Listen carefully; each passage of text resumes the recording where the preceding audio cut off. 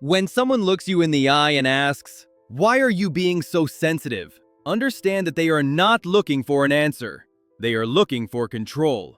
For too long, we've been told that manipulation is some complex art form that only therapists can decode. That's simply not true. Deceptive people operate from a playbook. They have their favorite questions, their go-to tactics, and once you learn to recognize their game, you'll never be played the same way again. This isn't about fostering paranoia or trying to become a human lie detector. It's about building a shield for your peace of mind, protecting it from those who use questions as weapons to make you doubt your own reality. Because here is the secret that no one shares. The most dangerous manipulators are rarely the ones who are obviously aggressive. They aren't the ones screaming or throwing things. The true masters of deceit are the ones who sound calm, concerned, and perfectly reasonable, all while they are systematically dismantling your world. Today, we're pulling back the curtain on the 5 questions that liars and manipulators love to ask. More importantly, we're going to show you how to shut them down before they can make you question what you know in your gut to be true. But before we begin, if you're done with people playing games with your mind, hit that subscribe button. We are about to hand you the manipulator's playbook, and once you see these patterns, you won't be able to unsee them. Believe me, your future self will thank you for this. Question number 1. Why are you being so sensitive? This is Manipulation 101. When this question is thrown at you, it's not a genuine inquiry into your emotional state. It's a calculated attempt to shame you into silence. Just think about it for a moment. Has anyone ever asked you that question and then patiently waited to hear your answer with empathy? Never, because an answer isn't what they want. They want you to feel ashamed for even having feelings at all. This question is code for, I did something that hurt you, and rather than take any responsibility, I'm going to make it your fault for reacting. For example, you tell a friend that their joke about one of your insecurities actually stung. Instead of a simple apology, they fire back with, "Why are you being so sensitive?" And just like that, the focus is off their behavior. Are you sure that's what happened? This is pure gaslighting wrapped up in a package of fake concern. The person asking this isn't questioning the facts of the situation. They're questioning your mind, your memory, your perception, even your sanity. And the most chilling part is that they often use this tactic about events they absolutely know happened. They were there, they witnessed it, but they are betting that you will doubt yourself more than you will trust your own experience. Imagine your coworker takes full credit for your idea during a team meeting. When you confront them about it later, they look at you with a puzzled expression and say, "Are you sure that's what happened? I remember it very differently." Instantly, your mind starts to spiral. You begin to wonder if you somehow imagined the entire thing. The way to counter this is with unwavering certainty. Yes, I am sure. And the fact that you're questioning my memory instead of discussing your actions tells me everything I need to know. Gaslighters rely on the decency of reasonable people. They know that healthy individuals are capable of self-doubt. They exploit that self-awareness, turning it into a powerful weapon. If you read the book The Gift of Fear by Gavin de Becker, you'll see why trusting your gut instinct is not just a good idea. It's a fundamental tool for survival. Your intuition knows when someone is trying to deceive you. Don't let them talk you out of it. Now, don't go anywhere because this third question is a major red flag that reveals their true character. Question number 3. Don't you think you're overreacting? This one is another classic from the Manipulator's Handbook. It's a double-edged sword. It simultaneously minimizes your valid concerns while making you feel foolish for even having them. When someone asks if you're overreacting, they are not actually interested in your opinion. They are delivering a statement. Your reaction is wrong. But by phrasing it as a question, they create a cover of deniability, allowing them to pretend they are just trying to be reasonable. For instance, your partner openly flirts with someone right in front of you.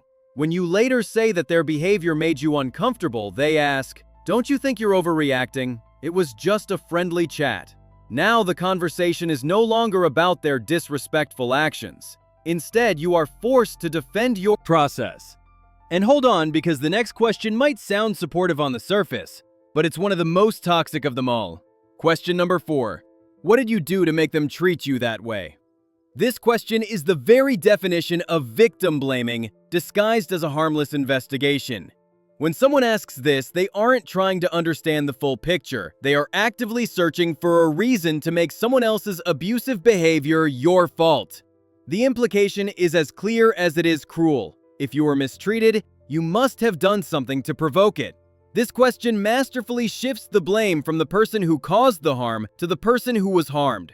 Let's say you tell a friend that your boss screamed at you in front of the entire office. Instead of offering support, your friend asks, "Wow, what did you do to make them so angry?" Suddenly, you find yourself frantically trying to justify why you didn't deserve to be publicly humiliated. Your response must shut this down immediately. I did nothing to deserve being treated poorly. The real question is why they believed it was acceptable to act that way. As Martha Stout explains in her book, The Sociopath Next Door, people who lack empathy will always find a way to blame the victim. Now for number 5, the final question. This one is the icing on the manipulative cake. It's the kind of question that makes you want to throw your phone across the room in sheer frustration. Question 5 is, why can't you just let it go? This is the final boss in the game of manipulation. When someone asks you this, they are not encouraging you to heal and find peace. They are ordering you to shut up about an issue that is still bothering you. This question usually appears after they know they've messed up and they know that you know it. They've grown tired of facing the consequences of their own actions. So, instead of trying to make things right, they attempt to make you feel unreasonable for still being upset. For example, someone breaks a significant promise to you. When you try to talk about it, they cut you off with, "Why can't you just let it go? That's in the past." But here's the reality. It's only in the past for them because they are not the one who was hurt. Your response should be firm. I will be able to let it go when the issue has been properly addressed, not simply ignored. The book Emotional Blackmail by Dr. Susan Forward details how plaintiff. In her book, The 5-Second Rule, Mel Robbins reminds us to act on our first instinct before our analytical brain can talk us out of it. So when someone asks you one of these questions and you feel that sinking feeling in your gut, trust it. That feeling is your intuition telling you that something is wrong. Don't let them twist your logic or rationalize away what you felt. Another essential read is In Sheep's Clothing by George Simon. It breaks down how manipulators turn your own conscience against you. They know that good, decent people will question themselves, and they weaponize that very self-awareness. Now, for some real talk, there are exceptions to every rule. We have to acknowledge that some people ask these questions because they genuinely don't know any better. They may have learned these toxic patterns from their own dysfunctional families and are just repeating what they've always heard. But here is the critical thing you must understand. Their ignorance is not your emergency. It is not your responsibility to educate every person who treats you poorly. You do not have to be endlessly patient with people who repeatedly refuse to respect your boundaries. Your job is not to fix broken people. Your job is to protect your own peace and to surround yourself with people who don't force you to question your sanity. So let's review what we've learned. When someone asks, "Why are you being so sensitive?" they are trying to shame you. When they ask, "Are you sure that's what happened?" they are trying to shatter your reality. When they ask, "Don't you think you're overreacting?" they are trying to invalidate your concerns. When they ask, "What did you do to make them treat you that way?" they are trying to blame you. And when they ask, "Why can't you just let it go?" they are trying to escape accountability. These are not questions, they are weapons. And now you know exactly how to disarm them. The people who truly care about you will never use this playbook. They will ask, "What happened, and how can I help?" They will validate your feelings instead of questioning them. They will take responsibility instead of deflecting it. You deserve people who make you feel more confident in yourself, not less. You deserve people who reinforce your boundaries, not constantly test them.